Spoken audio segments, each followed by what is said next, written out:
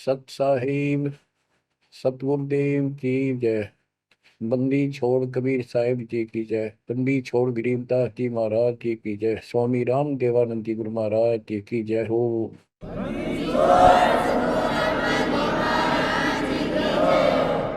सर्व संतों की जय, सर्वभक्तों की जय, धर्म पुरुषों की जय। श्री काशी धाम की जय, श्री सुडानी धाम की जय, श्री करोथा धाम की जय, श्री गुरुवाड़ा धाम की जय।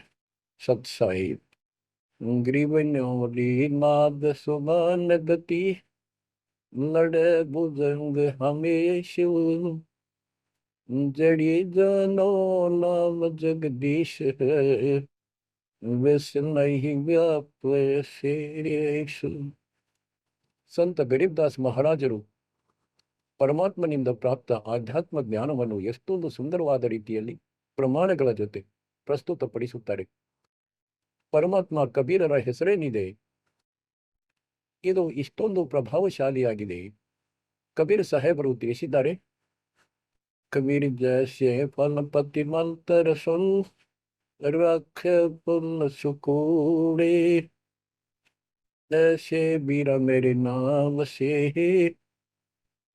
ಚಲೆ ಮೂಡಿ.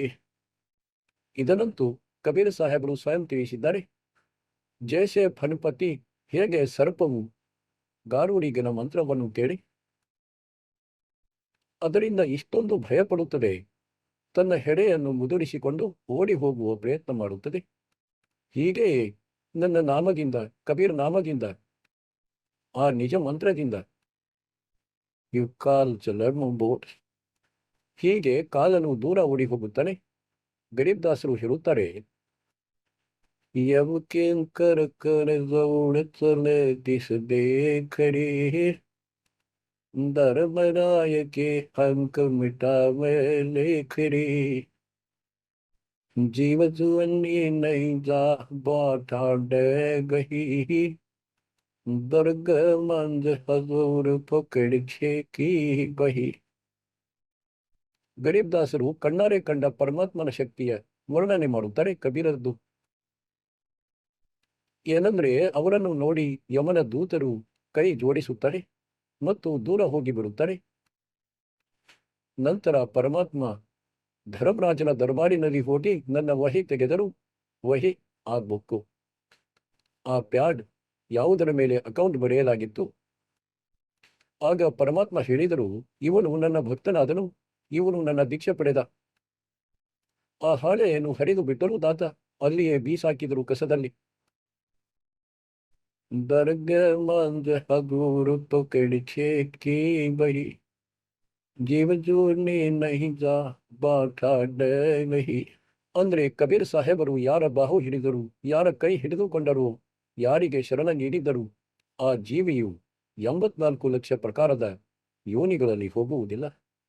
ಬಾ ಠಾಡೆ ಗಹಿ, ಠಾಡೆ, ಠಾಡಾ ಮೀನ್ಸ್ ಬಲವಂತ, ಸಮರ್ಥ, ಶಕ್ತಿಶಾಲಿಯು. ನಮ್ಮ ಭುಜ ಹಿಡಿದುಕೊಂಡರು, ನಮ್ಮನ್ನು ಶರಣಕ್ಕೆ ಪಡೆದರು. ಠಾಡೆಯ ಪರಿಭಾಷೆಯನ್ನು ಸ್ವಲ್ಪ ತಿಳಿಸುತ್ತೇನೆ ನಿಮಗೆ. ಏಕೆಂದ್ರೆ ಮಕ್ಕಳೇ, ಯಾವುದೇ ಪ್ರಸಂಗವನ್ನು ನಾವು ಕೇಳಿದಾಗ ಅದರ ಜೊತೆ ಲಿಂಕ್ ಇರುವ ಕಥೆ ಅತಿ ಅವಶ್ಯಕವಾಗಿದೆ. ಇಲ್ಲದಿದ್ದರೆ ಅದರ ಯಾವ ಪ್ರಯೋಜನವೂ ಇರುವುದಿಲ್ಲ. ಬಹಳ ಮೊದಲಿನ ಕಾಲದ ಮಾತಾಗಿದೆ. ಒಬ್ಬ ಭಕ್ತ ಪರಮಾತ್ಮ ಕಬೀರನ ಶರಣದಲ್ಲಿದ್ದ, ಸಂತ ಗರೀಬ್ದಾಸರ ಮಾಧ್ಯಮದಿಂದ. ಹಾಗೂ ಹಿಂದಿನ ಕಾಲದಲ್ಲಿ ಕೃಷಿ ಬೇಸಾಯ ಏನು ಆಗುತ್ತಿತ್ತು, ಅದು ಕೇವಲ ಮಳೆಯ ಮೇಲೆ ನಿರ್ಧಾರಿತವಾಗಿರುತ್ತಿತ್ತು. ಮತ್ಯಾವುದೇ ಜಲಾಶಯದ ವ್ಯವಸ್ಥೆ ಇರಲಿಲ್ಲ. ಮಳೆಯಾಗುತ್ತಿತ್ತು ಕೆಲವೊಂದು ಕ್ಷೇತ್ರಗಳಲ್ಲಿ. ಅದಕ್ಕೆ ರೈತನು ತನ್ನ ಹೊಲವನ್ನು ಉಳುಮೆ ಮಾಡಿ ಬೀಜ ಬಿತ್ತುತ್ತಿದ್ದರು. ಭೂಮಿಯು ಅಧಿಕವಾಗಿರುತ್ತಿತ್ತು ಆ ಸಮಯ. ಆ ಭಕ್ತನ ಸಹೋದರಿಯ ಕ್ಷೇತ್ರದಲ್ಲಿ ಮಳೆಯಾಯಿತು. ಅಲ್ಲಿಂದ ಮೆಸೇಜ್ ಬಂತು, ನಮ್ಮಲ್ಲಿ ಮಳೆಯಾಗಿದೆ ಮತ್ತು ಎಲ್ಲ ಹೊಲಗಳು ಪೂರ್ಣವಾಗಿ ಬಿತ್ತಲು ಯೋಗ್ಯವಾಗಿವೆ, ಬಿತ್ತನೆಗೆ ಯೋಗ್ಯವಾಗಿವೆ, ಹೆಲ್ಪ್ ಮಾಡಲು ಬನ್ನಿ. ಅವನು ತನ್ನ ಎತ್ತು, ತನ್ನ ನೇಗಿಲನ್ನು ತೆಗೆದುಕೊಂಡು ಹೋದನು. ಅವನಿಗೆ ಬೇರೆ ಹೊಲಕ್ಕೆ ಕಳುಹಿಸಲಾಯಿತು. ಅವನ ಭಾವ ಏನಿದ್ದ, ಸಹೋದರಿಯ ಗಂಡ, ಪತಿ, ಅವನು ತನ್ನ ಎತ್ತುಗಳನ್ನು ಕರೆದುಕೊಂಡು ಬೇರೆ ಹೊಲಕ್ಕೆ ಹೋದ. ಯಾವ ಹೊಲದಲ್ಲಿ ಆ ಭಕ್ತನು ಹೋಗಿದ್ದ, ದಿನದಲ್ಲಿ ನೇಗಿಲು ನಡೆಸಿದನು.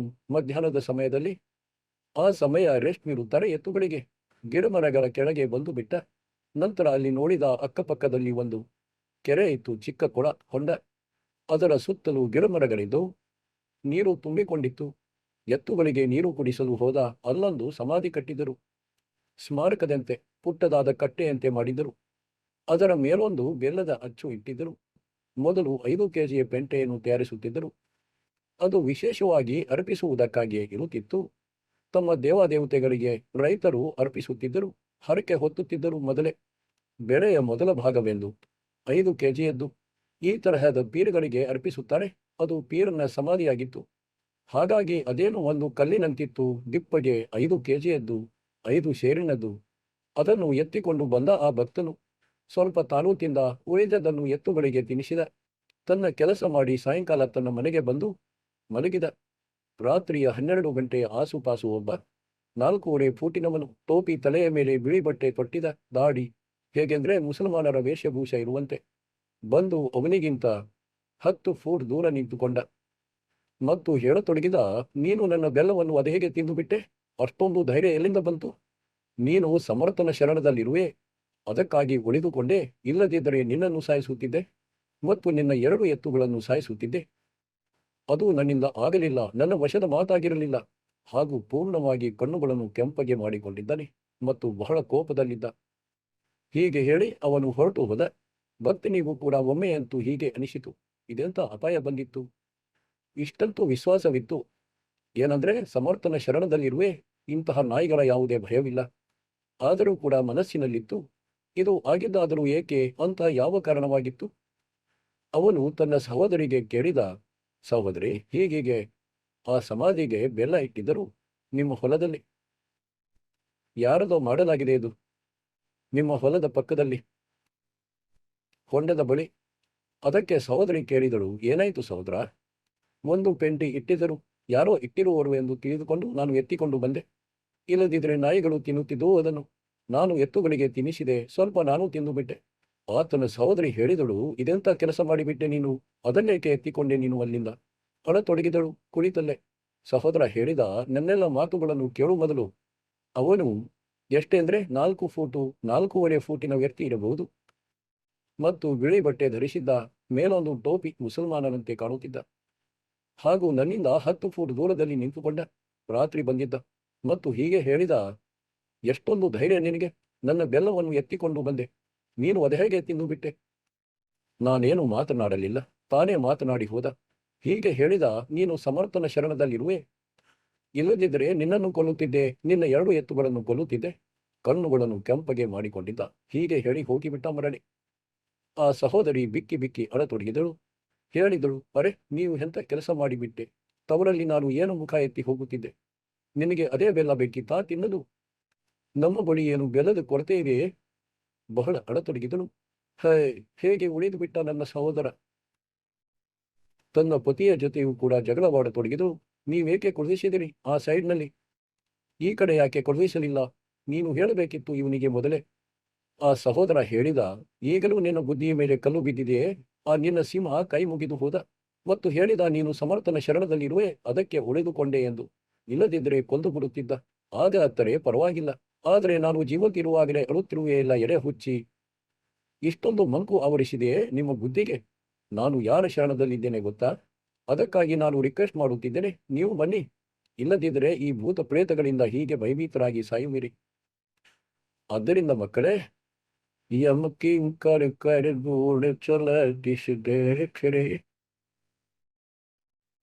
ಮಕ್ಕಳೇ, ಆತ್ಮ ಬಿಕ್ಕಿ ಬಿಕ್ಕಿ ಅಳುತ್ತದೆ. ಚಾರಯುಮ್ಮ ಸಂತ ಪುಕಾರೆ ಕೂಸ್ಕಯ ಹಂಪಿಯಲ್ಲದೆ ಹೀನೇ ಮಾಡಿ 30 ವರ್ಷ ಇಯಲೆಂದು ತಾಂಟೇದರೆ ಈ ವ್ಯರ್ಥ ಸಾಧನೆ ಮಾಡುವ ಅಭ್ಯಾಸವಾಗಿ ಬಿಟ್ಟಿದೆ. ಯಮಕಿಂಕರ ಕರೆದೋಳಿಸಬೆ ಪಿಸದೆ ಖರೆ धर्मराय की बंदत मिटावे करे जीव जीवनी बह जावा छाड़े वही छाड़े दर्द मंद हजूर पकड़ छे की ही वही सोन मंडल सतलोक अगमपुर दाम है धन बंदी छोड़ कबीर तुम्हारा नाम है। ಮಕ್ಕಳೇ, ಈ ಪರಮಪಿತನ ಪ್ರೇಮದಲ್ಲಿ ಇಂತಹ ಅದ್ಭುತ ಜ್ಞಾನ, ಇಷ್ಟು ಸಮರ್ಥನ ಶರಣ ಆತ್ಮ ಭಾವುಕವಾಗಿ ಬಿಡುತ್ತದೆ, ತಡೆದುಕೊಳ್ಳಲು ಆಗುವುದಿಲ್ಲ. ಹಲವಾರು ಬಾರಿ ಅಭಿನಂದಿಸುತ್ತೇನೆ ನನ್ನ ಗುರುದೇವರಿಗೆ. ಹೇ ಬಂದಿ ಛೋಡ್, ಹೇ ಪರಮಪಿತ, ಅದು ಹೇಗೆ ತಾನೇ ಶರಣಕ್ಕೆ ತೆಗೆದುಕೊಂಡಿರಿ ನೀವು? ಎಂತಹ ಸುಂದರ ಮಾರ್ಗ ತೋರಿಸಿದ್ದೀರಿ. ಇಲ್ಲದಿದ್ದರೆ ಇವರು ಹೀಗೆ ಸರ್ವನಾಶ ಮಾಡುತ್ತಿದ್ದರು. ರಾಕ್ಷಸರು ಇವರನ್ನು ಪೂಜಿಸುತ್ತಿದ್ದರೂ ಸಹ ದುರ್ಗತಿಯಂತೂ ಆಗುತ್ತಲೇ ಇತ್ತು. ಮತ್ತು ಗೀತೆ ಹೇಳುತ್ತದೆ, ಭೂತಗಳನ್ನು ಪೂಜಿಸಿದರೆ ಭೂತಗಳಾಗುವಿರಿ. ಪರಮಾತ್ಮನ ಸೂಕ್ಷ್ಮ ವೇದದ ವಾಣಿ ಹೇಳುತ್ತದೆ, ಭೂತರು में सो भूत है, ದೇವರು में सो ದೇವ್, ರಾಮರ में सो ರಾಮ है, उनसे कल सुरಬೇವ್. ಈಗ ಪ್ರಸನ್ನ ನಡೆಯುತ್ತಿದೆ. ಕಬೀರ್ ಜೈಸೆ ಫಲ ಪತಿ ಮಂತರ ಸೋನ ತಲಖ ಫಲ ಸಕೋಡಿ, ऐसे बीरा मेरे नाम से काल चल ಮೂಡಿ. ಅಮರ ಗ್ರಂಥದಲ್ಲಿ ಪಾರಕ್ ಅಂಗದ ಪ್ರಥಮ ವಾಣಿಯಾಗಿದೆ. गिरिमिन्नौलन्नाद शोभान गति लड़े बुजुर्ग हमेश, जड़ी जानो नाम जगदीश है, यश नहीं कैसे ರೇಷ. ಹೇಗೆಂದ್ರೆ ಒಂದು ಮುಂಗುಸಿ ಇರುತ್ತದೆ, 9 ಇಂಚಿನ ಪ್ರಾಣಿ, ಮತ್ತದು 10 ಫೂಟಿನ ಹಾವನ್ನು, ಸರ್ಪವನ್ನು, ಭುಜಂಗವನ್ನು ಕೊಂದು ಬಿಡುತ್ತದೆ. ಹೇಗೆ ಕೊಲ್ಲುತ್ತದೆ? ಅದರ ಬಳಿ ಒಂದು ಟ್ರಿಕ್ ಇರುತ್ತದೆ. ಅದರ ಬಳಿ ಒಂದು ಗಿಡಮೂಲಿಕೆ ಇರುತ್ತದೆ, ಒಂದು ನಾಗದ ಮಣಿ ಗಿಡಮೂಲಿಕೆ ಇರುತ್ತದೆ ಕಾಡಿನಲ್ಲಿ. ಅದನ್ನು ಮೂಸುತ್ತದೆ, ಅದರೊಳಗಿನಿಂದ ಸ್ಮೆಲ್ ಬರುತ್ತದೆ. ಅದು ಸರ್ಪಕ್ಕೆ ಆ ಸಮಯ ಕೆಣಕುತ್ತದೆ. ಯಾವ ಸಮಯ ಅದು ಆ ಗಿಡಮೂಲಿಕೆಯ ಅಕ್ಕಪಕ್ಕದಲ್ಲಿರುತ್ತದೆ, ಆ ಗಿಡಮೂಲಿಕೆಯ ಗಿಡಗಂಟಿಗಳ ಒಳಗಿರುತ್ತದೆ, ಅದು ಸರ್ಪಕ್ಕೆ ಕೆಣಕುತ್ತದೆ. ಆ ಸರ್ಪ ಹೀಗೆ ಹೆಡೆ ಎತ್ತುತ್ತದೆ. ಹಾಗೂ ಆ ಮುಂಗುಸಿ ಹೋಗಿ ತಕ್ಷಣ ಆ ಗಿಡಮೂಲಿಕೆಯನ್ನು ಶ್ವಾಸಗಳಲ್ಲಿ ತುಂಬಿಕೊಳ್ಳುತ್ತದೆ, ಸ್ಮೆಲ್, ಮತ್ತು ಬಂದು ಆ ಸರ್ಪದ ಮುಂದೆ ಬಂದು ಸ್ವಲ್ಪವೇ ದೂರದಿಂದ ಬಿಟ್ಟು ಬಿಡುತ್ತದೆ. ಯಾವ ಕಡೆಯಿಂದ ಗಾಳಿ ಬೀಸಿ ಸರ್ಪದ ಕಡೆ ಹೋಗುತ್ತಿರುತ್ತದೆ ಆ ಸೈಡ್ನಲ್ಲಿ ನಿಂತು ಬಿಡುತ್ತದೆ. ಸರ್ಪಕ್ಕೆ ಅದರಿಂದ ತಲೆ ಸುತ್ತಲು ಆರಂಭವಾಗುತ್ತದೆ. ಆ ಸ್ಮೆಲ್ನಿಂದ ಅದು ಒಳಗಿನಿಂದ ಭಯಪಡುತ್ತದೆ ಹಾಗೂ ಓಡಿ ಹೋಗುವ ಪ್ರಯತ್ನ ಮಾಡುತ್ತದೆ. ಮುಂಗುಸಿಯು ನಂತರ ಅದರ ತಲೆಯ ಮೇಲೆ ಕುಳಿತುಕೊಳ್ಳುತ್ತದೆ, ಹೆಡೆಯ ಮೇಲೆ, ಹಾಗೂ ಅದು ಮುಖದ ಮೇಲೆ. ನಂತರ ಆ ಸ್ಮೆಲ್ ಬಿಡುತ್ತಲೇ ಇರುತ್ತದೆ. ಅದನ್ನು ಅಚೇತಗೊಳಿಸಿ ತದನಂತರ ಅದನ್ನು ಹಿಡಿದು ಕೊಂದು ಬಿಡುತ್ತದೆ, ಕಡಿದು ಬಿಡುತ್ತದೆ. ಆದ್ದರಿಂದ ಮಕ್ಕಳೇ, ಗರೀಬ್ ದಾಸರು ತಿಳಿಸಿದ್ದಾರೆ, ಕಬೀರ್ ಪರಮೇಶ್ವರರ ಈ ನಿಜನಾಮ, ಸತ್ಯನಾಮ ಮತ್ತು ಸಾರನಾಮ. ಸಾರನಾಮ ಆಗಿದೆ ಪ್ರಮುಖ ಮೇನ್ ವಸ್ತು. ಸತ್ಯನಾಮದ್ದು ಕೂಡ ಬಹಳ ಶಕ್ತಿಯಾಗುತ್ತದೆ ಈ ಎರಡರ ಮಿಲನದಿಂದ. ಹೇಗೆಂದ್ರೆ 2 ಮೂಲಿಕೆಗಳನ್ನು ಸೇರಿಸಿದರೆ ಅದು ಸ್ವಲ್ಪ ಬೇರೆಯದೇ ಸ್ಟ್ರಾಂಗ್ ಔಷಧ ಆಗುತ್ತದೆ, ಮೆಡಿಸಿನ್. ಮತ್ತು 3ನೆಯದು ಮಾಲೀಕನದ್ದಾಗಿದೆ. ಮಾಲೀಕರದೇನು ಸಾರನಾಮವಿದೆ, ಅದರ ಬಗ್ಗೆ ಅಂತೂ ಹೇಳುವುದಾದರೂ ಏನು. ಹಾಗಾಗಿ ನಮ್ಮದೇನು ಮೋಕ್ಷವಾಗುತ್ತದೆ ಈ ಎಲ್ಲ ಮಂತ್ರಗಳಿಂದ ಆಗುತ್ತದೆ. ಇದು ನಮ್ಮ ಸಾಧನೆಯಾಗಿದೆ. ಪೂಜೆ ನಮ್ಮದು ಸಾರನಾಮವಾಗಿದೆ. ಮಕ್ಕಳೇ, ಹೇಗೆ ಒಂದು ಚಿಕ್ಕ ಮುಂಗುಸಿಯು ಆ ಗಿಡಮೂಲಿಕೆಯ ಶಕ್ತಿಯಿಂದ, ಸ್ಮೆಲ್ಲಿನ ಶಕ್ತಿಯಿಂದ ಯಾವುದನ್ನು ಶ್ವಾಸಗಳಲ್ಲಿ ತುಂಬಿಕೊಂಡು ತರುತ್ತದೆ, ಅಷ್ಟೊಂದು ಶಕ್ತಿವಂತ ಉದ್ದವಾಗಿರುವ ಸರ್ಪವನ್ನು ಖಂಡ ಮಾಡಿಬಿಡುತ್ತದೆ. ಇದೇ ರೀತಿ ಪರಮಾತ್ಮನ ಈ ನಾಮದ ಸ್ಮರಣೆಯನ್ನು ಶ್ವಾಸದಿಂದ ಮಾಡುವುದರಿಂದ ಮತ್ತೆ ತಿಳಿಸಿದ್ದಾರೆ. ದಿರಿವಿನಾಥ್ ಶುಭಾನ್ ಗತಿ ಲಡೆ ಬುದ್ಧಮೇಶ್ और जनी जानो नाम जगदीश है. ಜಗದೀಶ್, ಇಡೀ ಸೃಷ್ಟಿಯ ಮಾಲೀಕರ ಏನು ನಿಜವಾದ ಹೆಸರಿದೆ, ಅದು ಮೂಲಿಕೆಯಾಗಿದೆ. ಅದು ನಾಗದಮನ ಮೂಲಿಕೆಯಾಗಿದೆ. ಈಗ ಹೇಗೆಂದ್ರೆ ಸತ್ಯನಾಮವು ಬಹಳ ಶಕ್ತಿಯನ್ನು ಹೊಂದಿದೆ. ಇದು ನಮ್ಮ ಸಾಧನೆಯಾಗಿದೆ. ಹೇಗೆಂದ್ರೆ ಪ್ರಥಮ ಮಂತ್ರ ಸತ್ಯನಾಮ, ಇದು ಸಾಧನೆಯಾಗಿದೆ. ಸಾರನಾಮ ನಮ್ಮ ಪೂಜೆಯಾಗಿದೆ. ಪೂಜೆ ಮತ್ತು ಸಾಧನೆಯಲ್ಲಿ ಅಂತರ ಇರುತ್ತದೆ. ಕಬೀರ್ ಸಾಹೇಬರು ನಮ್ಮ ಪೂಜ್ಯರಾಗಿದ್ದಾರೆ.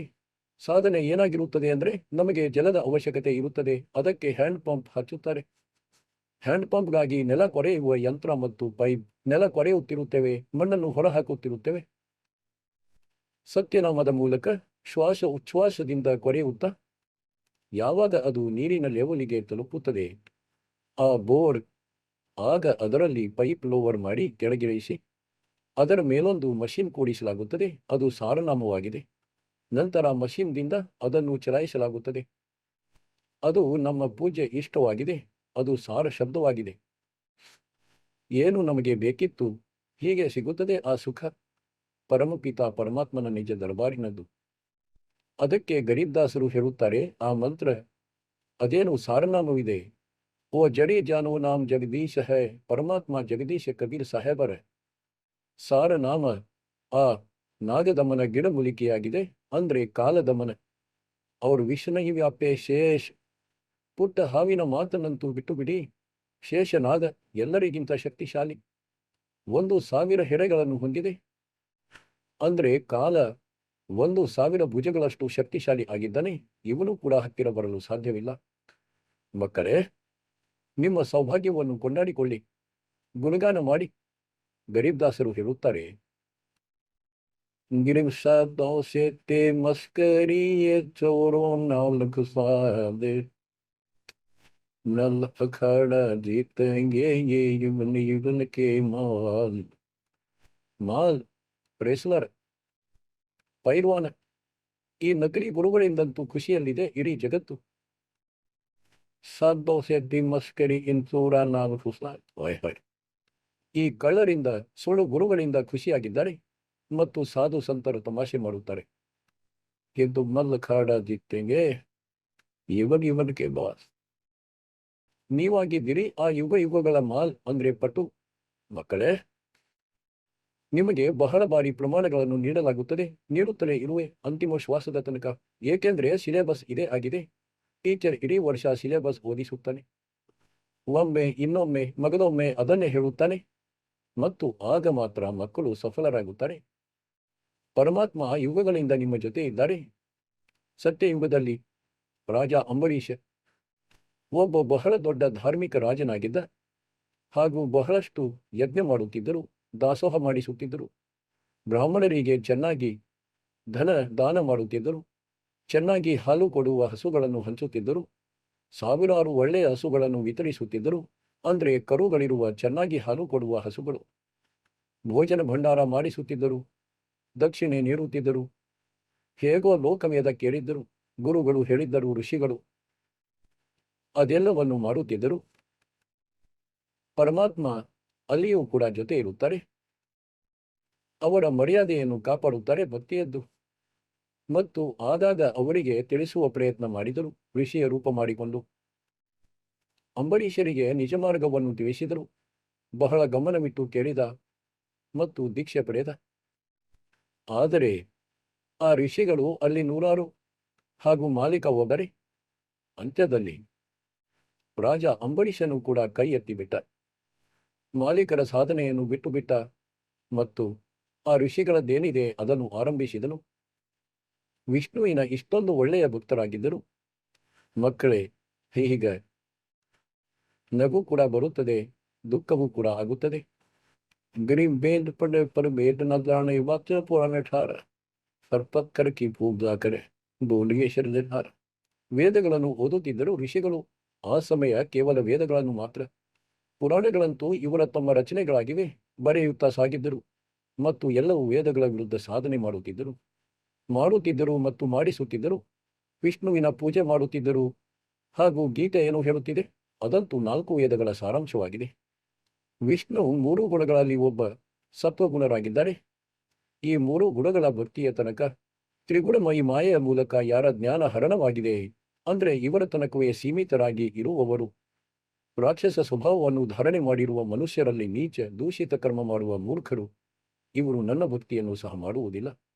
ಈಗ ಅಂಬರೀಷ ಅದೇ ಸಾಧನೆಯನ್ನು ಮಾಡುತ್ತಿದ್ದ. ಆದರೆ ಹಿಂದಿನ ಸಂಸ್ಕಾರ ಯಾರದ್ದೋ. ಹೇಗೆಂದ್ರೆ ಈಗ ನಡೆಯುತ್ತಿದೆ ಭಕ್ತಿ ಯುಗ. ಮಕ್ಕಳೇ, ನೀವು ಈ ಮಾತುಗಳನ್ನು ಮೇಲಿಂದ ಮೇಲೆ ಕೇಳಿದರೆ ನಿಮ್ಮ ಮನಸ್ಸಿನಲ್ಲಿ ನೆಲೆಸಿಬಿಡುತ್ತದೆ ನಿಜವಾಗಿಯೂ ಇದು ಸತ್ಯವಾಗಿದೆ ಎಂದು. ಈಗ ಇದು ಭಕ್ತಿ ಕಾಲ ಆರಂಭವಾಗಿದೆ, ಮೋಕ್ಷ ಕಾಲವೆಂದು ತಿಳಿಯಿರಿ. ಇದು ಸಾವಿರಾರು ವರ್ಷಗಳ ತನಕ ನಡೆಯುತ್ತದೆ. ಶತಕೋಟಿಗಳಷ್ಟು ಭಕ್ತರು, ಮಕ್ಕಳು, ಮಗಳು ಪಾರಾಗುತ್ತಾರೆ. ಇದು ನಡೆಯುತ್ತದೆ. ಲಕ್ಷಾಂತರ ವರ್ಷ ಇನ್ನೂ ನಡೆಯುತ್ತದೆ. ಅವರು ಸಾಧನೆ ಮಾಡುತ್ತಿರುತ್ತಾರೆ. ಆದರೆ ಅವರ ವಿಶ್ವಾಸ ಇಷ್ಟೊಂದು ಇರುವುದಿಲ್ಲ. ಅವರು ನಂತರ ಇಲ್ಲಿಯೇ ಉಳಿದು ಬಿಡುತ್ತಾರೆ ಕಾಲನ ಜಾಲದಲ್ಲಿ. ಅವರಲ್ಲಿಯೇ ಮತ್ತೆ. ಏಕೆಂದ್ರೆ ಈ ಭಕ್ತಿ ಅದ್ಭುತವಾಗಿದೆ, ಶಾಸ್ತ್ರಾನುಕೂಲವಾಗಿದೆ. ಮುಂದಿನ ಸತ್ಯಯುಗದಲ್ಲಿ ಈ ಪುಣ್ಯಾತ್ಮಗಳನ್ನೇ ಕಾಲನು ಜನ್ಮ ಕೊಡುತ್ತಾರೆ. ಅವರನ್ನು ಮೊದಲಿಗೆ ಮೇಲಿನ ಲೋಕಗಳಲ್ಲಿ ಇಡುತ್ತಾನೆ. ಮೇಲಿನ ಲೋಕಗಳಲ್ಲಿ ಸ್ವರ್ಗದಲ್ಲಿ ದೇವತೆ 1000 ಲಕ್ಷಾಂತರ ವರ್ಷ ಅಲ್ಲಿರುವರು. ಅಂದ್ರೆ ಗಾಣೆಯಂತೆ ಒಂದು ಚಕ್ರವಾಗಿದೆ, ಚೈನ್ ಆಗಿದೆ. ಇದೊಂದು ಚೈನ್. ಆ ಚೈನಿನ ಮೇಲೆ ಇಟ್ಟು ಬಿಡುತ್ತಾರೆ. ಬ್ರಹ್ಮಲೋಕಕ್ಕೆ ಹೋದೆವು. ಮತ್ತೆ ಸುತ್ತುತ್ತಾ ವಿಷ್ಣುಲೋಕ, ಶಿವಲೋಕ ಎಲ್ಲ ತನ್ನ ಕರ್ಮಗಳನ್ನು ಹಾಳು ಮಾಡಿಕೊಂಡು ಅನುಭವಿಸಿ ಖಾಲಿ ಮಾಡಿ, ಆದರೂ ಸಹ ಅವರ ಪುಣ್ಯಗಳು ಇಷ್ಟೊಂದು ಉಳಿದು ಬಿಡುತ್ತವೆ. ಅದಕ್ಕೆ ಸತ್ಯಯುಗದಲ್ಲಿ ಜನ್ಮ ನೀಡಲಾಗುತ್ತದೆ ಅವರಿಗೆ. ಹಾಗೂ ಸತ್ಯಯುಗದಲ್ಲಿಯೂ ಕೂಡ ಒಳ್ಳೆಯ ಪುಣ್ಯಕರ್ಮಿಗಳೇ ರಾಜರಾಗುತ್ತಾರೆ. ಮತ್ತು ಸತ್ಯ ಭಕ್ತಿಯ ಆಸ್ಥೆ ಮತ್ತು ಆ ಶೇಷ ಉಳಿದ ಶಕ್ತಿ ಆದರೂ ಕೂಡ ಜೊತೆಯಲ್ಲಿರುತ್ತದೆ. ಈ ಕಾರಣಕ್ಕೆ ಭಗವಂತ ಕೂಡ ಅವರ ಜೊತೆಯಲ್ಲಿರಬೇಕಾಗುತ್ತದೆ. ದಿವ್ಬಕ್ಷ ಗೋಕೆ ನಜರ್ ಯುಂ ಸಾಯಿ ಕ್ಯೂ ಸಂತ್ ಭಕ್ತों के पीछे बड़ा भक्त वसन भगवंत कबीर जोधन मेरी शरण है ताका हूँ मैं दास गेल गेल लाग्या करो जब मंदिर पिया दास. ಹಾಗಾಗಿ ತಮ್ಮ ವಿಧಾನಾನುಸಾರ ಅಂಬರೀಷರಿಗೆ ಸಿಕ್ಕರು. ಒಮ್ಮೆ ಅಂತೂ ಈ ಮಾತು ಇಷ್ಟೊಂದು ಅದ್ಭುತವಾಗಿದೆ, ಎಲ್ಲವೂ ಸರಿಯಾಗಿದೆ, ಚೆನ್ನಾಗಿದೆ ಎಂದು ಅನಿಸುತ್ತದೆ. ಆದರೆ ವಾತಾವರಣ ಸರಿ ಇರುವುದಿಲ್ಲ. ಈ ಜ್ಞಾನ ತಿಳಿಸುವವನು ಒಬ್ಬನೇ ಇರುತ್ತಾನೆ, ಮತ್ತೊಬ್ಬ ಸಮರ್ಥಕನಿರುವುದಿಲ್ಲ.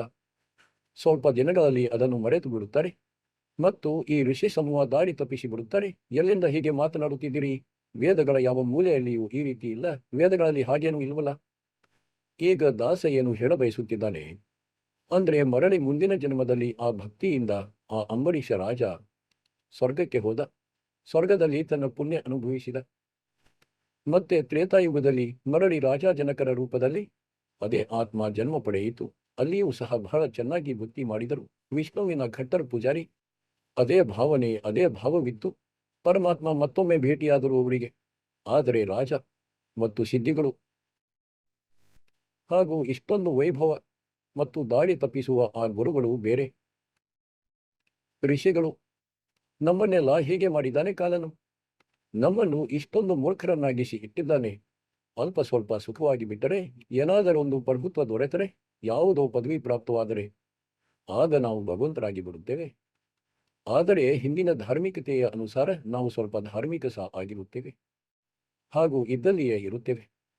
ಮತ್ತು ಅಂಬರೀಷ ರಾಜನು ಇಷ್ಟೊಂದು ಒಳ್ಳೆಯ ಭಕ್ತರಾಗಿದ್ದರು. ಹಿಂದಿನ ಸಿದ್ಧಿಶಕ್ತಿ ಮಾಲೀಕರ ಆ ಭಕ್ತಿ ಸರಿಯಾಗಿತ್ತು. ಒಂದು ಸಲ ದುರ್ವಾಸ ಋಷಿಯು ಅವರ ಮೇಲೆ ಸುದರ್ಶನ ಚಕ್ರ ಬಿಟ್ಟು ಬಿಟ್ಟಿದ್ದರು. ದುರ್ವಾಸನು ಹೇಳುತ್ತಾನೆ, ನೀನು ಈ ಸಾಧನೆಯನ್ನು ಬಿಟ್ಟು ಬಿಡು, ನಾನು ಏನು ಹೇಳುತ್ತಿದ್ದೇನೆ ಅದನ್ನು ಮಾಡು. ಅಂಬರೀಷ ಸರಿ ಎಂದು ಒಪ್ಪಿದ, ಆದರೆ ಬಿಟ್ಟಿರಲಿಲ್ಲ. ಮತ್ತೊಂದು ಸಲ ಹೋದ. ಅವನಿಗೆ ಸಿಟ್ಟು ಬಂತು. ನೀನು ಒಪ್ಪಿಕೊಳ್ಳಲಿಲ್ಲವೇ ನನ್ನ ಮಾತುಗಳನ್ನು? ನಿನ್ನ ತಲೆ ಕತ್ತರಿಸುತ್ತೇನೆ. ಇಷ್ಟು ಸಿಟ್ಟಾದ. ಸುದರ್ಶನ ಚಕ್ರವನ್ನು ಬಿಟ್ಟು ಬಿಟ್ಟ. ಸುದರ್ಶನ ಚಕ್ರ ರಾಜ ಅಂಬರೀಷನ ಪಾದ ಮುಟ್ಟಿ ಹಾಗೂ ದುರ್ವಾಸನನ್ನು ಹೊಡೆಯಲು ಮರಳಿ ಬಂತು. ದುರ್ವಾಸನು ಓಡಿ ಹೋದ. 3 ಲೋಕಗಳಲ್ಲಿ ಎಲ್ಲಿಯೂ ಸ್ಥಾನ ಸಿಗಲಿಲ್ಲ, ರಕ್ಷಣೆಯಾಗುವಂತೆ ಸಂರಕ್ಷಣೆಯೂ ಸಿಗಲಿಲ್ಲ. ಪರಮಾತ್ಮ ಕಬೀರರು ವಿಷ್ಣು ರೂಪ ಮಾಡಿಕೊಂಡು ಒಂದು ಸಭೆ ಏರ್ಪಡಿಸಿದರು. 1 ನಿಮಿಷದಲ್ಲಿ ಏನು ಬೇಕಾದರೂ ಮಾಡಿಬಿಡುತ್ತಾರೆ, ಒಂದು ಕ್ಷಣದಲ್ಲಿ. ದುರ್ವಾಸನು ನೋಡಿದ ಭಗವಂತ ವಿಷ್ಣು ಕುಳಿತಿದ್ದಾರೆ, ಅಲ್ಲಿಯೇ ತಲುಪಿದ ಮತ್ತು ನಡುಗುತ್ತಿದ್ದಾನೆ, ಓಡುತ್ತಿದ್ದಾನೆ, ಕೈ ಮುಗಿದು ಹೇಳುತ್ತಿದ್ದಾನೆ, ನನ್ನನ್ನು ಉಳಿಸಿ ಭಗವಂತ, ರಕ್ಷಿಸಿ ನನ್ನನ್ನು, ಸುದರ್ಶನ ಚಕ್ರ ನನ್ನನ್ನು ಸಾಯಿಸಿ ಬಿಡುತ್ತದೆ. ಪರಮಾತ್ಮ ಕೇಳಿದರು, ಯಾವ ತಪ್ಪನ್ನು ಮಾಡಿದೆ, ಏಕೆ ಹೊಡೆಯುತ್ತದೆ ನಿನ್ನನ್ನು? ನಂತರ ಆ ಸಂಪೂರ್ಣ ಕಥೆಯನ್ನು ಹೇಳಿದ. ಭಗವಂತ ಹೇಳಿದರು, ಭಕ್ತಿಯ ಭಾವದಿಂದ ನಡೆಯಿರಿ, ಇದು ಶಕ್ತಿಯಿಂದ ನಡೆಯುವುದಿಲ್ಲ ಈ ಮಾರ್ಗ. ನಿಮ್ಮ ಜ್ಞಾನ ತಿಳಿಸಿ, ಒಪ್ಪಿಕೊಂಡರೆ ಸರಿ, ಒಪ್ಪದಿದ್ದರೆ ಬಿಟ್ಟು ಬಿಡಿ. ನನ್ನನ್ನು ರಕ್ಷಿಸಿ ಭಗವಂತ, ನನ್ನನ್ನು ಕಾಪಾಡಿ ಭಗವಂತ. ಆ ಸಮಯ ಸುದರ್ಶನ ಚಕ್ರ ಶಾಂತವಾಯಿತು, ನಿಂತಿತ್ತು ದೂರದಲ್ಲಿ. ಭಗವಂತನ ಶಕ್ತಿಗೆ ಹೆದರಿ ನೋಡಿ, ಆಗ ಮಾತ್ರ ದುರ್ವಾಸನಿಗೆ ವಿಶ್ವಾಸವಾಯಿತು, ಇಲ್ಲಿ ರಕ್ಷಣೆ ಆಗುತ್ತದೆಂದು. ಕ್ಷಮಿಸಿ, ನನ್ನನ್ನು ಕ್ಷಮಿಸಿ ಬಿಡಿ. ಪರಮಾತ್ಮ ಹೇಳಿದರು, ಅಂಬರೀಷನ ಕಾಲುಗಳನ್ನು ಹಿಡಿ, ಅವನು ರಕ್ಷಿಸುವನು ನಿನ್ನನ್ನು, ಇದರಿಂದ ನಾನು ಉಳಿಸಲಾರೆ. ಕೈ ಮುಗಿದು, ಹೇ ಭಗವಂತ, ನಿಮ್ಮ ದರ್ಬಾರಿನಲ್ಲಿ ನಾನು ಉಳಿಯುವುದಿಲ್ಲವೇ? ಎಲ್ಲಿ ಕಳುಹಿಸುತ್ತಿರುವಿರಿ ದಾತ? ನನ್ನನ್ನಂತೂ ದಾರಿಯಲ್ಲಿ ಕೊಂದು ಬಿಡುತ್ತದೆ. ಹೇಳಿದರು, ಹೋಗು, ಅಲ್ಲಿಯೇ ಪ್ರಾಣ ಉಳಿಯುತ್ತದೆ ನಿನ್ನದು. ಅಂಬರೀಷನ ಚರಣಗಳಿಗೆ ಬಿದ್ದು ಬಿಟ್ಟ ಅವನು. ಯಾರು 56 ಕೋಟಿ ಯಾದವರನ್ನು ಕೊಂದಿದ್ದ ಒಂದು ವಚನದಿಂದ. ಹಾಗಾಗಿ ಹೇಳುತ್ತಾರಲ್ಲ, ಒಂದು ಲೋಕೋಕ್ತಿ ಇದೆ ನಮ್ಮಲ್ಲಿ, ಸೇರಿಗೆ ಸವಾಸೆಯರು ಅವಶ್ಯವಾಗಿ ಎದುರಾಗುತ್ತಾರೆ. ಇಂತಹ ಅಸಂಬದ್ಧ ಮಾಡುವವರಿಗೆ ಅಂಬರೀಷನ ಪಾದಗಳಿಗೆ ಬಿದ್ದು ಬಿಟ್ಟ ಅವನು. ನನ್ನ ಪ್ರಾಣ ಉಳಿಸಿ ಮಹಾರಾಜರೇ, ಪ್ರಾಣವನ್ನು ಉಳಿಸಿ ರಕ್ಷಿಸಿ. ಅಂಬರೀಷ ರಾಜ ಹೇಳಿದ, ಮಹಾರಾಜರೇ, ನಾನು ಏನನ್ನು ಹೇಳಿಲ್ಲ, ನಿನ್ನ ಕರ್ಮ ನಿನಗೆ ಸಿಕ್ಕಿದೆ. ಹಾಗೂ ಸುದರ್ಶನ ಚಕ್ರವನ್ನು ಕೈಯಿಂದ ಹಿಡಿದುಕೊಂಡ ರಾಜ ಅಂಬರೀಷನು. ಮತ್ತು ಆಫ್ ಮಾಡಿಬಿಟ್ಟ. ಶಾಂತವಾಯಿತು. ಹೇಳಿದ, ತೆಗೆದುಕೋ ನಿನ್ನ ಶಸ್ತ್ರವನ್ನು. ಹಾಗೂ ಭಕ್ತಿಯ ಭಾವದಲ್ಲಿರಬೇಕು ಮನುಷ್ಯ. ಮಕ್ಕಳೇ, ಅಂಬರೀಷ ರಾಜನ ಇಷ್ಟೊಂದು ಮಹಿಮೆ ಆಯಿತು. ಋಷಿಗಳು ಸಹ ಆಶ್ಚರ್ಯಗೊಂಡರು. ಏನು ಅವರ ಗುರುಗಳಿದ್ದರು. ಬಂದಿಚೋಡ್ರವರು ಹೇಳುತ್ತಾರೆ, ಮಲ್ಲತ್ತು ಸುಖಕ್ಕೆ ಸಾಗರ ಬಸರಿ ಓರ್ನ ಹೆಸರಿ. ನೀನು ಸುಖದ ಸಾಗರದಲ್ಲಿ ನಿವಾಸಿಸು. ಈ ಸುಳ್ಳು ಯಶಸ್ಸಿನಲ್ಲಿ ಏನೂ ಇದ್ದಿಲ್ಲ. ಅವರದ್ದು ಸತ್ಯಯುಗದಲ್ಲಿ ಮಹಿಮೆ ಆಯಿತು. ಮತ್ತೆ ರಾಜ ಜನಕರಾದರು. ರಾಜ ಜನಕರೇ ಮುಂದೆ ಹೋಗಿ ಬಾಬಾ ನಾನಕರಾದರು. ಆಗೊಬ್ಬ ಸುಖದೇವ ಹೆಸರಿನ ಬಾಲ ಬ್ರಹ್ಮಚಾರಿ ತಾಯಿಯ ಗರ್ಭದಿಂದಲೇ ಭಕ್ತಿ ಪಡೆದಿದ್ದರು. ಮತ್ತು ಆಕಾಶದಲ್ಲಿ ಹಾರಿ ಹೋಗುವ ಸಿದ್ಧಿ ಇತ್ತು. ಅದೊಂದು ಸಿದ್ಧಿಯಿಂದ ತನ್ನನ್ನು ಭಗವಂತನೆಂದು ತಿಳಿದುಕೊಳ್ಳುತ್ತಾರೆ ಇವರು. ತಮ್ಮ ಸಮಾನ ಯಾರನ್ನು ತಿಳಿಯುವುದಿಲ್ಲ. ರಾಜ ಜನಕರ ಕಾಲಿಗೆ ಬಿದ್ದು ಸ್ವರ್ಗದ ತನಕ ಹೋಗುವ ವ್ಯವಸ್ಥೆ ಮಾಡಿಕೊಂಡ. ಅದು ಮೋಕ್ಷವಂತೂ ಬಹಳ ದೂರದ ಮಾತಾಗಿದೆ. ಆ ಮಾರ್ಗವೇ ಬೇರೆಯಾಗಿದೆ. ಬಿರಿ ಸುಖದೇವ್ರನ್ನ ಚೌರಾಶಿ ಭುಗತಿ ಬುಣಾಪ ಜಾವೆ ಖರ್ಬು ತೇರಿ ಕ್ಯಾವನಿಯಾದ ಪರಾಳಿ ತೂ ಪೆಂಡ ಪಂಚ ಪಕಡೆಗು. ಏನಂದ್ರೆ, ಸುಖದೇವರಂತ ಋಷಿ ಯಾರ ಮಹಿಮೆ ಆಗುತ್ತಿತ್ತು. ಎಲ್ಲ ದೇವತೆಗಳು ಸಹ ಅವರ ಸನ್ಮಾನ ಮಾಡುತ್ತಿದ್ದರು ಮಹಾಪುರುಷರೆಂದು. ನಂತರ ಅವನು ಸಹ 84 ಲಕ್ಷ ಯೋನಿಗಳಲ್ಲಿ ಹೋದ. ರಾಜ ಜನಕರಿಂದ ದೀಕ್ಷೆ ಪಡೆದ. ಮೊದಲಂತೂ ಹೀಗೆ ಹೇಳುತ್ತಿದ್ದ, ನಾನು ಬಾಲ ಬ್ರಹ್ಮಚಾರಿ ಬ್ರಾಹ್ಮಣ ಋಷಿ. ಜನಕ ವಿದ್ಯೆ ಈ ರಾಜ ಬಾಯಿ कैसे शीश नवाऊं जाए. ಸುಖದೇವ್ ಬೋಲ್ಲೆ ಜ್ಞಾನ ವಿವೇಕ ಹಮ್ನೆ ಸ್ತ್ರೀ ಪ್ರಮುಖ ನಿದೇಕ್ಷ. ಮತ್ತು ರಾಜನದ್ದು 10,000 ರಾಣಿಯರು. ಅದಕ್ಕೆ ಗರೀಬ್ ದಾಸರು ಹೇಳುತ್ತಾರೆ, ಅವನು ತನ್ನನ್ನು ತನಗೆ ಯತಿ ಎಂದು ನಂಬುತ್ತಿದ್ದ. ಸಂತ ದೂರಸ್ಥಾನ. ಸಂತನ ಮನೆ ಬಹಳ ದೂರದಲ್ಲಿದೆ. ಈ ಮಾತುಗಳಿಂದಲ್ಲ ಸಹೋದರ. ಇವನು ಮದುವೆ ಮಾಡಿಕೊಂಡಿದ್ದಾನೆ. ಇವನಿಗೆ ಹೀಗಾಗಿತ್ತು. ಇವನು ಸಂತನಾಗಲು ಹೇಗೆ ಸಾಧ್ಯ. 10,000 ರಾಣಿಯರಿದ್ದರು. ಆದರೂ ಕೂಡ ಆ ನಕಲಿಗಿಂತ ಅಂತೂ ಒಳ್ಳೆಯವನಾಗಿದ್ದ ರಾಜ ಜನಕ. ಮಕ್ಕಳೇ, ಇದು ಮೂಲ ಜ್ಞಾನವಾಗಿದೆ. ಇದು ಸಾರವಾಗಿದೆ, ನಿಷ್ಕರ್ಷವಾಗಿದೆ. ಇದು ತತ್ವಜ್ಞಾನವಾಗಿದೆ. ಮತ್ತು ರಾಜ ಜನಕರ ರೂಪದಲ್ಲಿ ಬಹಳ ಯಜ್ಞಗಳನ್ನು ಮಾಡಿಸಿದ್ದ. ಬಹಳಷ್ಟು ಪ್ರಮಾಣವಿದೆ ಪುರಾಣಗಳಲ್ಲಿ. ಬಹಳಷ್ಟು ಧರ್ಮದಾಸೋಹ ಮಾಡಿಸಿದ. ಅಂದ್ರೆ ಹಾಲು ಕೊಡುವ ಗೋವುಗಳನ್ನು ಹಂಚಿದ ಸಾಧು ಸಂತರಿಗೆ. ಹಾಗಾಗಿ ಅವು ಧರ್ಮ ಪುಣ್ಯಗಳಾದವು. ಈಗ ನೋಡಿ ಕಾಲನು ಅದೇಗೆ ಮೋಸ ಮಾಡುತ್ತಾನೆಂದು. ಮಕ್ಕಳೇ, ಎಲ್ಲ ಪಾಯಿಂಟ್ಗಳನ್ನು ನೆನಪಿನಲ್ಲಿಡಬೇಕಾಗುತ್ತದೆ. ಅನಾವಶ್ಯಕವಾಗಿ ನಮ್ಮ ಧನವನ್ನು ಕಳೆದುಕೊಳ್ಳಬಾರದು. ರಾಜ ಜನಕ ಮತ್ತು ಸುಖದೇವ ವಿಮಾನದಲ್ಲಿ ಕುಳಿತು ಸ್ವರ್ಗಕ್ಕೆ ಹೋಗುತ್ತಿದ್ದರು. ದಾರಿಯಲ್ಲಿ 12 ಕೋಟಿ ಆತ್ಮಗಳು ನರಕದಲ್ಲಿ ಕಷ್ಟಪಡುತ್ತಿದ್ದವು. ಹಾಹಾಕಾರ ಆಗುತ್ತಿತ್ತು, ಅಳುತ್ತಿದ್ದವು. ರಾಜ ಜನಕರು ಹೇಳಿದ, ಈ ಸದ್ದು ಎಲ್ಲಿಂದ ಬರುತ್ತಿದೆ ಕೂಗಾಡುವುದು. ನನ್ನ ವಿಮಾನ ನಿಲ್ಲಿಸಿದರು. ಅವರಿಗೆ ತಿಳಿಸಿದರು, ಇಲ್ಲೊಂದು ನರಕವಿದೆ. ಅದರಲ್ಲಿ 12 ಕೋಟಿ ಆತ್ಮಗಳು, ಜೀವಿಗಳು ತಮ್ಮ ಪಾಪದ ಕರ್ಮದಂಡ ಅನುಭವಿಸುತ್ತಿವೆ. ರಾಜನು ಹೇಳಿದ, ಇವರನ್ನು ಬಿಟ್ಟುಬಿಡಿ. ಇವರಿಗೆ ಕಷ್ಟವನ್ನು ಕೊಡಬೇಡಿ. ಅದಕ್ಕೆ ಯಾರು ಅವರ ಜೊತೆ ಹೋಗಿದ್ದರು? ದೇವದೂತ, ಯಮದೂತರು. ಅವರು ಹೇಳತೊಡಗಿದರು, ಇಲ್ಲಿ ನಿಮ್ಮ ಆದೇಶ ನಡೆಯುವುದಿಲ್ಲ. ಇಲ್ಲಿನ ರಾಜ ಧರ್ಮರಾಜರಾಗಿದ್ದಾರೆ. ಅವರ ಆದೇಶದಂತೆ ಎಲ್ಲವೂ ಆಗುತ್ತದೆ. ಹೇಳಿದ, ಒಂದಂತೂ ನನ್ನನ್ನು ಈ ನರಕದಲ್ಲಿ ಹಾಕಿ, ನನ್ನನ್ನು ಇಲ್ಲಿಯೇ ಬಿಡಿ, ಇಲ್ಲವೇ ಇವರನ್ನು ಬಿಟ್ಟು ಬಿಡಿ. ಧರ್ಮರಾಜನ ಬಳಿ ಈ ಮಾತು ಹೋಯಿತು. ಧರ್ಮರಾಜರು ಅಲ್ಲಿ ಬಂದರು, ಮಾತು ಕೇಳಿದರು.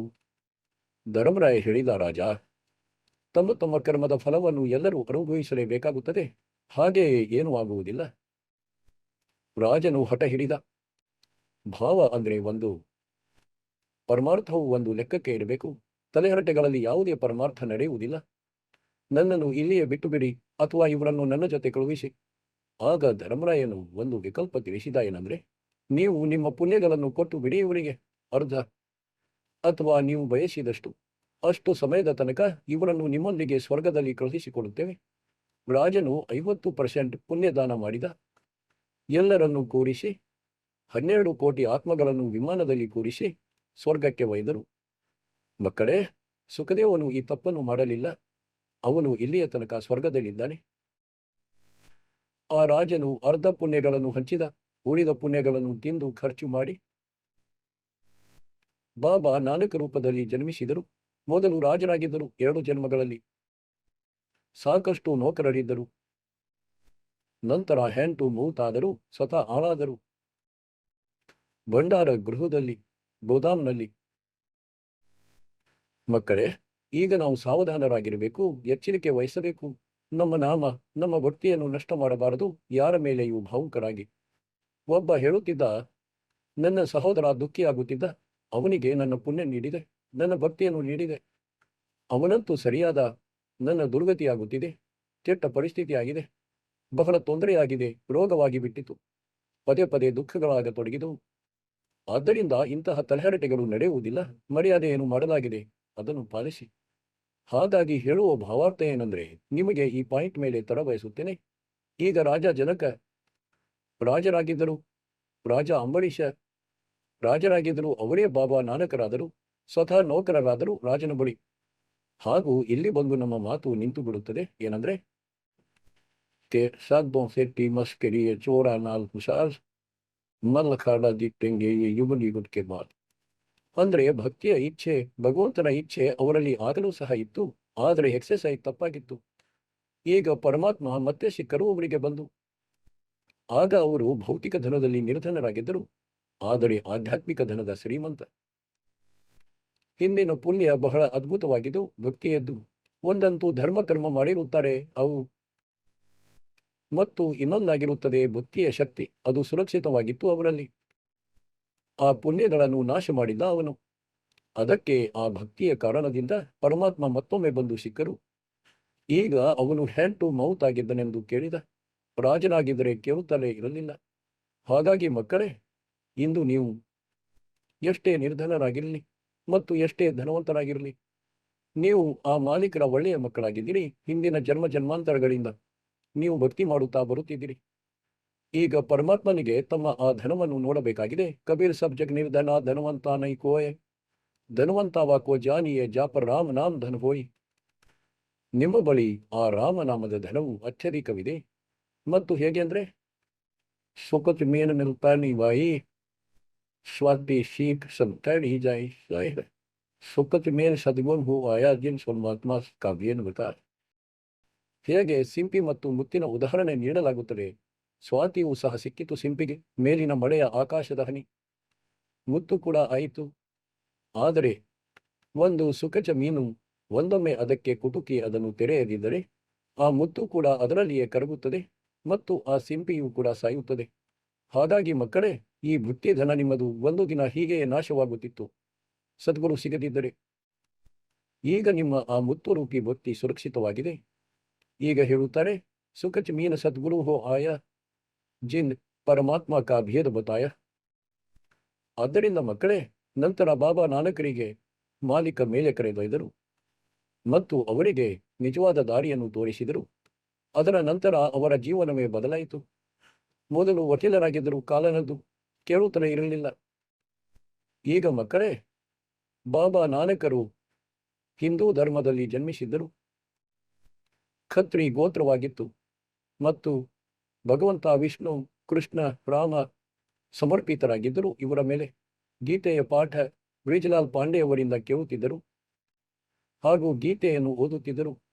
ದಾತ ಸಿಕ್ಕಾಗ ಚೆನ್ನಾಗಿ ತರ್ಕ ವಿತರ್ಕ ಮಾಡಿದರು. ಕೊನೆಯಲ್ಲಿ ಹೇಳಿದರು, ಕಣ್ಣಾರೆ ನೋಡಿದಾಗ ನಂಬುತ್ತೇನೆಂದು. ಹಾಗೂ ಪರಮಾತ್ಮ ಐ ವಿಟ್ನೆಸ್ಗಳನ್ನು ಸಹ ಮಾಡಬೇಕಾಗಿತ್ತು. ಬೇಯಿ ನದಿ ಸುಲ್ತಾನ್ಪುರದ ಜೊತೆಯಾಗಿ ಹರಿಯುತ್ತಿದೆ. ಸುಲ್ತಾನ್ಪುರದಲ್ಲಿ ಬಾಬಾ ನಾನಕರ ಅಕ್ಕನನ್ನು ಮದುವೆ ಮಾಡಿದರು.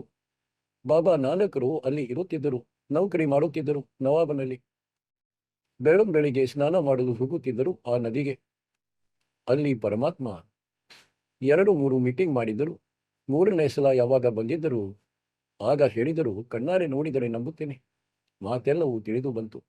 ಗೀತೆಯನ್ನು ಮೇಲಿಂದ ಮೇಲೆ ನೋಡಿದರು, ಓದಿದರು. ನಿಜವಾಗಿಯೂ ಭಗವಂತನಂತೂ ಬೇರೆ ಯಾರೋ ಇದ್ದಾರೆ ಮತ್ತು ಬಯಸುತ್ತಿದ್ದರು ಕೂಡ. ಆದರೆ ಮೊದಲಿನ ಜ್ಞಾನ ಮತ್ತು ಬೇರೆ ಯಾರೂ ಕೂಡ ಸಮರ್ಥರಿಲ್ಲ ಈ ಮಾತು ಸತ್ಯ ಎನ್ನಲು. ಅದಕ್ಕೆ ಅವರು ಹೇಳಿದರು, ಕಣ್ಣುಗಳಿಂದ ನೋಡಿದರೆ ಆಗ ಮಾತ್ರ ಒಪ್ಪುವೆನು. ಕಬೀರ್ ಸಾಹೇಬರು ಮತ್ತು ಬಾಬಾ ನಾನಕರು ಪರಮಾತ್ಮ ಸಮಕಾಲೀನರಾಗಿದ್ದರು. ಬಾಬಾ ನಾನಕರ ಜನ್ಮ 1469ರಲ್ಲಾಯಿತು. 1469ರಲ್ಲಿ ಮತ್ತು 1539ರಲ್ಲಿ ಅವರು ಶರೀರವನ್ನು ಬಿಟ್ಟು ಹೋದರು. ಹಾಗೂ ಪರಮಾತ್ಮ 1518ರಲ್ಲಿ ಹೋದರು. ಹಾಗಾಗಿ 1469ರಿಂದ 1518 ತನಕ ಸಮಕಾಲೀನರಾಗಿದ್ದರು. ಆಗ ತಮ್ಮ ಕಣ್ಣುಗಳಿಂದ ನೋಡಿದರು ಸತ್ಯಲೋಕ. 3 ದಿನಗಳ ತನಕ ನಾನಕ್ ಸಾಹೇಬರ ಶರೀರ ಬೇರೆಲ್ಲೋ ಅಡಗಿಸಿ ಹೋದರು. ಅವರ ಆತ್ಮವನ್ನು ಜೊತೆ ಒಯ್ದರು, ಆಮೇಲೆ ಬಿಟ್ಟರು. ಅದಾದ ಮೇಲೆ ಜೀವನವೇ ಬದಲಾಯಿತು ಅವರದ್ದು.